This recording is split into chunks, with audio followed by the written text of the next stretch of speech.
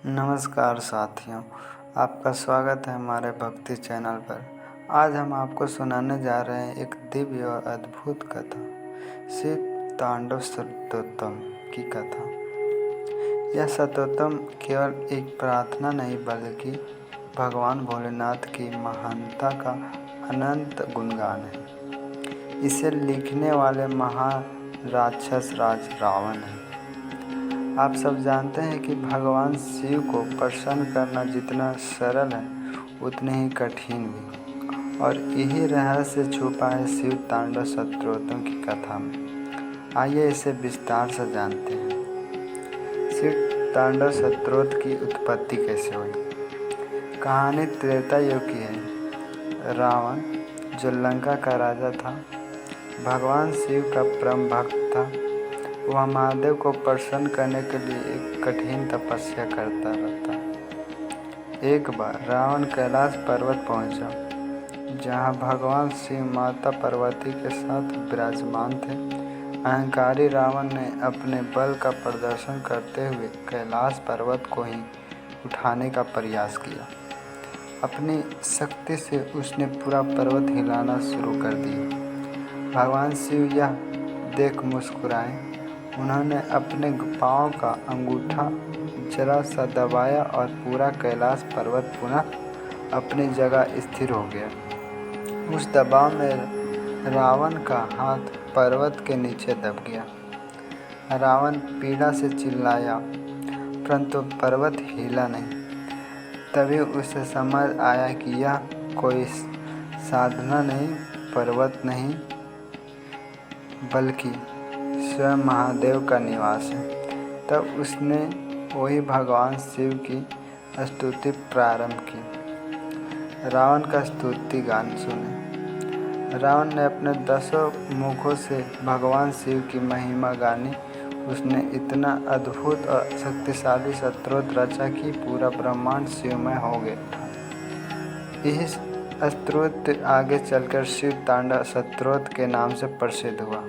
कहा जाता है कि जब रावण यह स्तोत्र गा रहा था, तब उसकी आवाज़ में भक्ति, शक्ति और समर्पण तीनों का अद्भुत संगम था। हर श्लोक में भगवान शिव के स्वरूप का गहन वर्णन था। उनके जटाजूट, गंगाधर रूप, गले में सर्प, डमरू की ध्वनि, भस्म से लिप्त शरीर और रुद्र तांडव की अद्भुत छवि। शिव तांडव स्तोत्र सुनने और गाने से एक अद्भुत ऊर्जा का अनुभव होता है।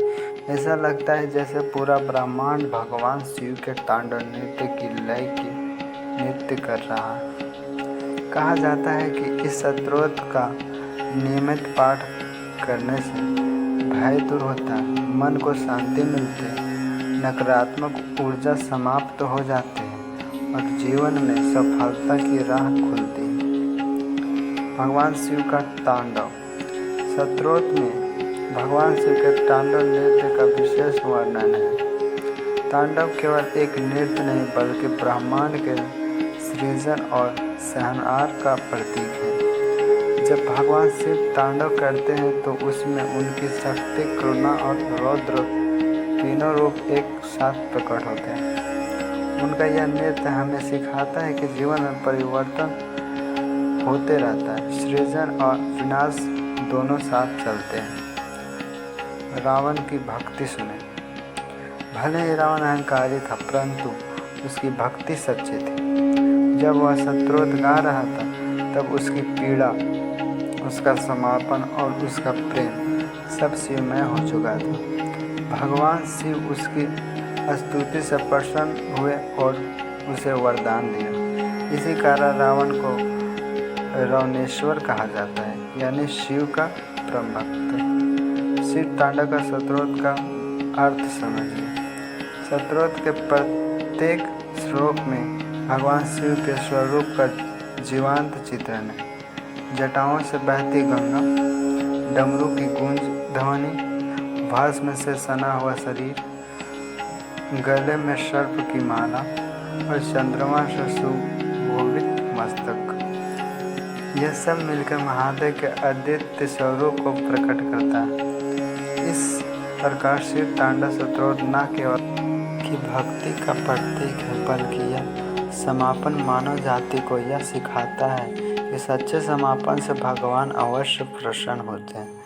यदि आप भी अपने जीवन में सकारात्मक ऊर्जा, साहस और आशीर्वाद चाहते हैं तो प्रतिदिन इस स्तोत्र का पाठ करें या स्वर करें। दोस्तों, यह थी शिव तांडव स्तोत्र की कथा। अगर आपको यह वीडियो पसंद आया हो तो चैनल को सब्सक्राइब करें, वीडियो को लाइक करें और शेयर करें और कमेंट में हर हर महादेव ज़रूर लिखें। जय भोलेनाथ, जय हर हर महादेव। तो दोस्तों, मिलते हैं आपसे एक नए वीडियो में एक नए कथे के साथ। तब तक के लिए बाय।